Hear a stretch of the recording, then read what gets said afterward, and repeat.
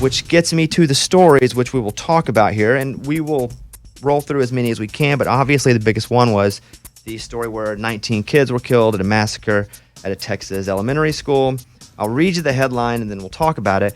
An 18-year-old gunman killed at least 19 kids and 2 adults at an elementary school in Texas yesterday. The shooter was shot and killed, but by then it had already become the deadliest American school shooting since Sandy Hook in 2012. So at this point, too, it's at 10,000 tweets. It's all over Instagram. Everybody's posting, let's put our thoughts and prayers, and let's care, and let's, I get it. It's there, right? And this will be a story to most of you for another few hours, or maybe it's not. Maybe the news cycle's already flipped over. But this is not a news story to the families this happened to. Like right now, there are people having the absolute worst day of their life. A day that it won't get any worse than. Like today, real life human beings are having the worst day of their life. So bad, they probably don't know if they can live. A pain that I don't understand. And I have been through some significant pains, and I don't even understand. I don't know what they're feeling. But these are real people in a real town, and you read the news and you go, wow, look at this town. That won't happen here. Until it does. Until it does. And it's happening quite frequently. I think 2 weeks ago we had a story about a guy that this happened with. And his story was, in the past, he had threatened to shoot up a school, yet he still was able to get a gun. And so I read this, and I try not to lose how sad I am for humans. And these parents that are going through this, again, we have so many parents that listen to this show. We have parents in this room. Your kid goes to school one day. Your kid doesn't come home from school because your kid's not alive. Your kid's dead. That's the real life situation of some people today and some people from 2 weeks ago. Like, I just want to let that sit in, that it happens a lot, but it doesn't. We shouldn't be numb to it or just feel like, well, this happens so much, it's not as important. Because that's what it feels like now. I mean, if you go 10 years ago,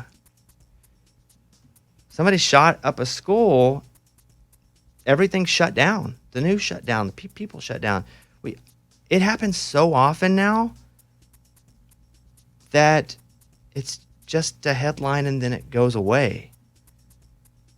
And it's going to happen again. And that sucks.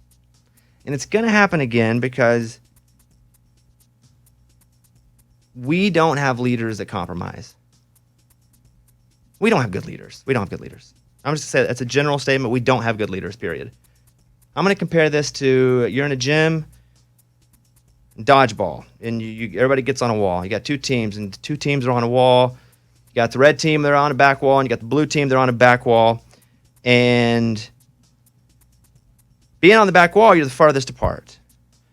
Now, to actually go and compete and play dodgeball, you got to get closer together to actually make stuff happen. But what we have become, because of our leaders, plural, is a gymnasium of dodgeball players who won't come off the wall. And if you don't come off the wall, nothing happens. Now, is the answer putting a bunch of security with guns outside of schools? I'm not saying it's not. But is it? Maybe, I don't know. Well, it's going to raise taxes, so I don't want to do it. Okay. Is the answer making sure that people that shouldn't have guns not have guns? I say this as a gun owner. My whole life, I've been a gun owner. I love my guns. But I don't think every idiot should have a gun.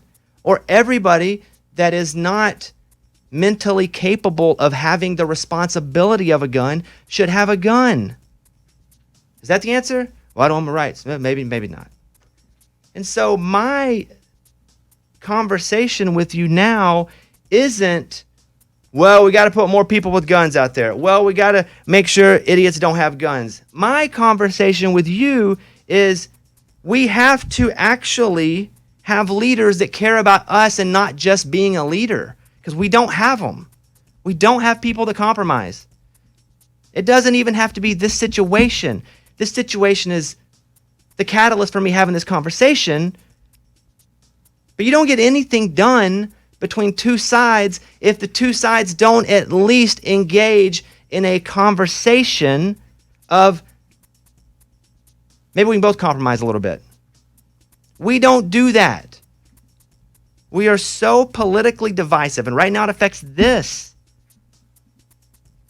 You got people going, we ain't out. No way, we're not doing background checks. Are you kidding me? Why would you not? Then you have people going, I don't know about it. And I'm like, well, you don't understand guns. I grew up in Arkansas. Guns weren't so important. They were tools to us. But if you're someone who has a sensible approach, you are almost vilified because the polar sides attack so hard and they're so loud that sensible people don't feel like they have a voice. And in this situation, we need somebody to come riding in on a horse, Captain Sensibility, and go, hey, you there on that side of the room, the gym, and you there on that. You're both sacrificing people's lives for what you feel politically that, you know what, you don't even really feel it. You're just playing to your base. Both stupid sides. Now, I'm going to be honest with you again.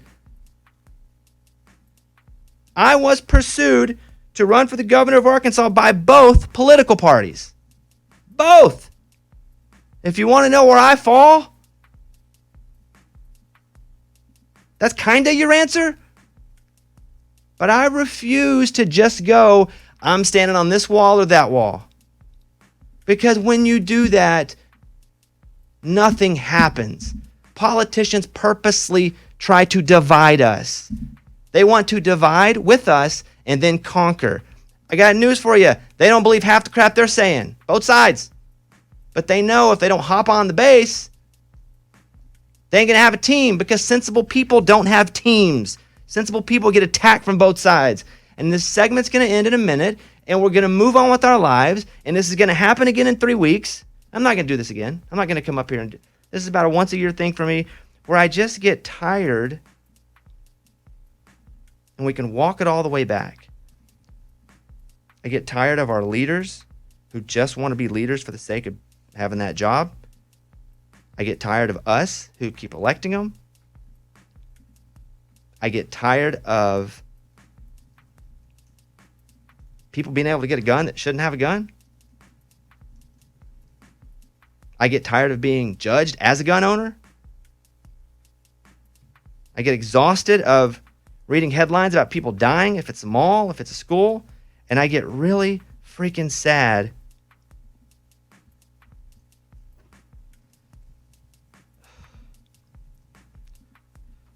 about 19 kids, man.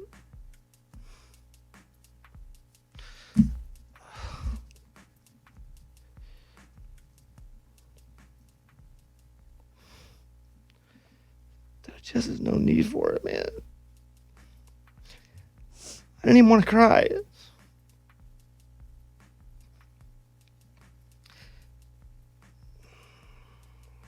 In this town in Texas, you just have people having the worst day of their life.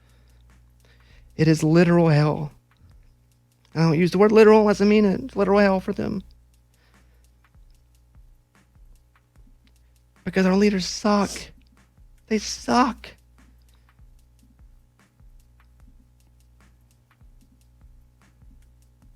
I hate it for you guys. I hate it for me. I hate it for these families this week. And it'll happen again next week. I hate when people go, you know what? It's a gun problem. No. I hate people go, it's a mental health problem. No, not just that. It could be both. Hey, people go, it's a mental health issue. Well, there's mental health problems in other countries. They happen in other countries. They ain't. Brazil, that's it. Looked at the numbers this morning. Brazil, that's it. Are we Brazil? God, I hope not. Hope I don't get hacked by some Brazilians today, by the way. Saying that, it just is. It's just, if you keep doing the same thing over and over again and nothing changes, why do you even keep doing the same thing? Why not just quit? I don't know. I don't know what to do. I don't have the answer to what to do. I'm just not going to post something on Instagram and be like, well, I'm going to send my thoughts and prayers and that's it. And then move on 6 hours. I'm not posting anything. Not. Doesn't mean I don't feel it. It doesn't mean I'm not absolutely destroyed in my guts about it. I don't know what to do. I don't know the answer. But what I do know is nobody's searching for the answer. It's even okay to do things wrong, as long as you're trying. That's my point. I don't care if we put the National Guard in front of every school with a bunch of machine guns. That's something. I don't care if we go, hey, let's make sure there ain't a gun near. I don't know. I don't know.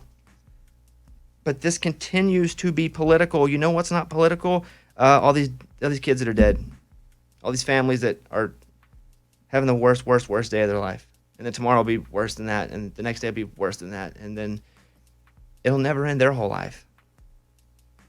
And then nothing is done. I don't even care. I'm not even here to voice this is what should be done. I'm not like one of these politicians who think I know everything. I don't know crap. I know where I grew up. I know what I was influenced by. I like to talk to people who grew up in different places and were influenced by different things. I get frustrated when people come at me and scream, I can't believe you have a gun. I can't believe you advocate for the Second Amendment. I can't. And they do. And I tell you, I get crushed for it. And then I get crushed from the other side too. And so I know what it's like to not walk up against one of the walls and put my hand on a wall before we play dodgeball. I will go out to the middle. And you know what happens when you go out to the middle? Sometimes you get hit with the ball. It sucks and it hurts. But I just don't want to stand against the wall. I'm okay with getting hit by the ball occasionally, as long as we're in trying to play the game and fix it, and hopefully we keep some kids from being killed, or keep some families at a mall from being killed, or keep some. That's it. I don't know the answer, and anyone that tells you they know the answer, they're full of crap. There is no right answer. But there is the ability to try some things, and there is the ability for you not to, because you don't agree with the other side, not to automatically lock up and go, I don't believe this is not my political party. Well, your political party just wants to divide you. I don't care what party you're on. That's their goal. They want to divide you. They want you to be on their team. They definitely don't want any nuance. And maybe that's where I'm wrong. Maybe that's why I'm not fit for politics. So anyway, I spent way too long talking about it. Didn't plan to get emotional. If I could just saying it in the easiest, most digestible way, it just freaking sucks. And it's going to happen again. And then it's going to happen again. And it'll keep happening because our leaders don't care enough to make it not happen. All right. I don't have any more stories. I guess I could do another story to kind of move and lighten it up a bit, but that's all.